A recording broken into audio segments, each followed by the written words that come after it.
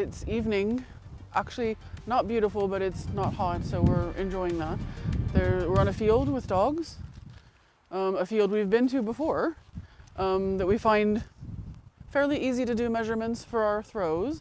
And it was, I believe the last time I was here was the 4th of June, which is an important date for me because it's my mom's birthday, but also I remember that. Those throws at the time were fairly good. I was pretty happy with them, but I think a lot of progress has happened in the meantime. And I thought it would be a good idea to bring some of the very same discs and one new one, just because I got a new disc today, to just see how they compare. Cool. Do you remember how they flew last time? Do you have a head or a number? I kind of remember distances around 100 feet, 120, maybe 130, and I'm sure that I'm doing longer than that now. So it'll be exciting to actually get it recorded, measured, to see the difference. And how are you measuring your discs? I am using the UDisc app, which Not a sponsor. not a sponsor. Don't have any sponsors or plan to have any, but okay. And UDisc, I have seen controversial comments, let's just say on Facebook, where some people say UDisc measurements are not accurate, and others go, well, they're accurate enough. And for me, they're accurate enough. It gives me an idea of progress, at least, if nothing else. So that's what I'm gonna do. You set your starting point, you throw the disc, and you go and stop there, and it tells you a measurement of where your starting point was to where the disc landed. Good enough. I'm happy. And a new disc for today as well. My new disc for today, which is I did not have on the 4th of June, I just got it today, is a Axiom Discs Paradox Special Edition. And that beautiful yellow color is called custard yellow. And you know what? I agree. It does look like custard. So I'm gonna have a go with that one. I'll talk about it later though, because it has a special aspect. So I won't use my new one yet because I'll have to set it up as a disc. Measure throw. Tells you, finds where you are in the world. I believe it's using what they call satellites and possibly GPS location. Don't know. So I'm setting I'm gonna get in the box that's helpfully marked out on the ground for me. That's one of the reasons we use the field.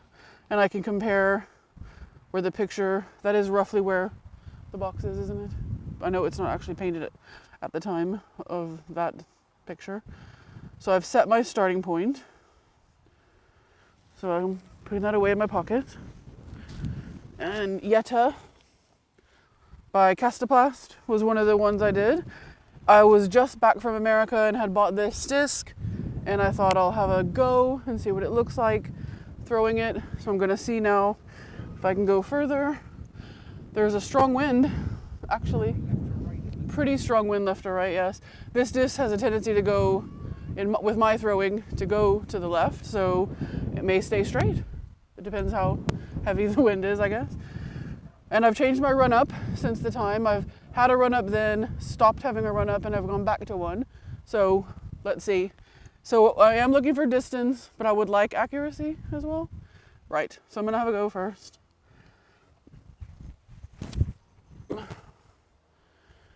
So that did go a little bit right, a little more right than I would have expected. So I think we are combating with wind. Now I've got Discmania Magician. My understanding is that's a fairly unpopular disc. I picked it up in a used disc place in America. Says fairway driver, has a 6-speed, so my arm should be able to cope with that speed. I actually don't have any idea what my speed should be. But anyway, this was probably my furthest flying disc at the time, and I know I've gone well past where I can do it now with other discs. But I imagine, or hoping, that I can go further with this one than I did before. So we'll see.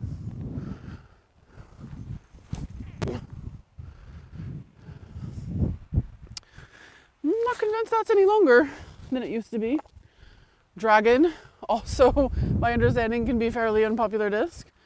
Known for floating in water, which it says on the thing. It's an 8 and it's down as a distance driver. Well, what I do with it I wouldn't call distance, but I'm gonna have a go. There's doggies! Right, I don't think I'm anywhere near hitting that doggy, or those, so I'm still gonna throw.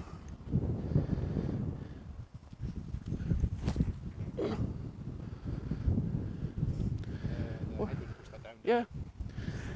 So we are talking about windy conditions. Star Make 03 Innova. I got this at the time because it has 00 on the end, and I thought, wow, that means it's going to go straight, which I think in theory is true. It's a different plastic than I now like. I like a softer one than that, but it's still a disc, and I'm still going to throw it. So here we go.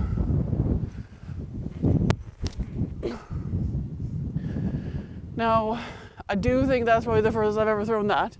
So that was pretty good. It did, but you mean in a good way or a bad way?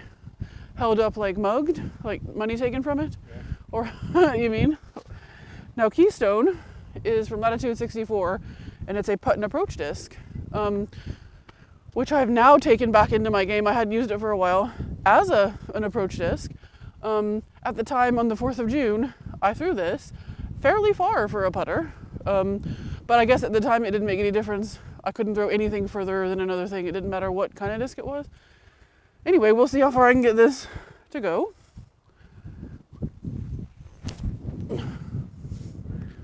Pushed down again by the wind, wasn't it? I will say though, fairly straight, my throws. So my accuracy is better than I thought. Now this is a disc that's new. The reason it has any kind of, I guess, specialness to it, besides being an Axiom disc and saying special edition, don't know what that means particularly, but it's pretty. Let me just say I don't buy discs because they're pretty. Anyway, apparently, when you do a normal throw when you're right-handed, it's going to fade to your left when you throw it. Apparently, this disc, if you get a right amount of power on it, will turn itself out of its left fade and go a little right, which just transpose that if you're left-handed like Steven is. So I've never thrown this. This is my virgin throw for this disc. Don't get it dirty. Do not land in dog stuff is my goal. Right, here we go. Look, it went right. It actually did. It didn't even start going left. So that was good. Well, that's all the discs for now. I'm going to go out there and measure them, and I'm sure I'll come back and tell you how I did. The Magician. So what was the furthest one, I guess, is that's the Dragon? So it's actually Paradox. Paradox went the furthest, yes. So we're going to walk towards Paradox, which looks like to be the furthest away. And then we shall find out from Eva the scores on the doors for that one. Paradox is, I have changed my U-disc to feet, Okay. which will surprise you. That's saying 165. And your last one, your best time? I've never done this one. Sorry, It's the first one. Your best recorded throw before this? Is higher than that. It's higher than that. Yeah. I'm not on the right screen to tell you, but it's around 200, isn't it now? Cool. So none of these have gone anywhere near my furthest. And one of them actually is a driver, so that's upsetting. Mm-hmm. Right, so as a sort of a wrap up, I'm having a look at the discs and the distances I've done. So as an example, I seem to have them sorted by disc, but so the Star Mako 3 today, 150 feet. I had done 149 feet. Good improvement, still 1 foot. I mean, but not within the error margin, so whatever. Let's go find another one. My two Paradox ones, just for interest, seem to be 173, 165. I'm not that upset about that. That's pretty good. Magician, 4th of June, 154. Today, 147. So that's reduced. Okay. Not ideal, because I thought I'd improved. Keystone, today, 136. 4th of June, 131. Not great. Yetta, 4th of June, 149. Today, 143. So I guess then, so what we're seeing is a trend where these measurements today are different. But what do we actually learn from that? What do we think? Well, also, I'll just do Dragon as well then. 4th of June, I had a 158. Today, 142. So I think what we're learning is wind makes a difference. Some of the throws I know where I've done long throws have also been from an elevated tee. So that makes those probably higher than they would naturally be on, and this is very flat. So maybe my distance really isn't 200, it's more like 175 for my best disc, I don't know. I could go get my best disc and throw it and see how it looks on a flat surface. Anyway, I think the key thing I'm going to take from this is don't put too much stock in measurements right now.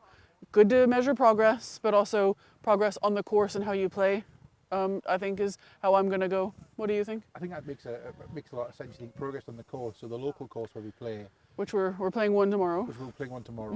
On the course we would normally play, it is a bring your own basket, so we It- set it up ourselves. Yep, because like I said before, it's not a big thing here, But what unfortunately. we do find is, or what we are seeing is that actually we are getting better and we're getting lower scores across the board between the three of us Yes. who regularly play. So the score's improving, meaning our accuracy is actually getting better. The kind of shots we're playing, the closer shots to the basket, those things are improving. Distance is important when we get to like a par 5, but none of our local courses have a par 5, so it doesn't matter. And you and I both Right have now. two very different approaches to this, because We do. I'm getting more puts in, so if I can get to within Yes. putting distance, as where your approach is get closer. So we all My play approach is a fantasy world approach where if I can get a really great tee shot and then my second shot I'm right next to the basket, I don't have to know how to putt more than 10 feet. That's my approach. But in real life, I should probably learn great tee, great second shot, and if it's a par 4, if you're within 80 feet, you should be cracking on trying for a putt. That's not where I am yet, but that's probably where a good disc golfer should go. And your expectations for tomorrow, then just briefly the course tomorrow. Well, it's a course we haven't done. We've been to this place, but not this layout of the basket. So I just want to get as close to par as possible. I mean, that's ridiculous, but bogey on every hole rather than 7, 8 on holes is my goal tomorrow. Bye, everyone. Nice to see you.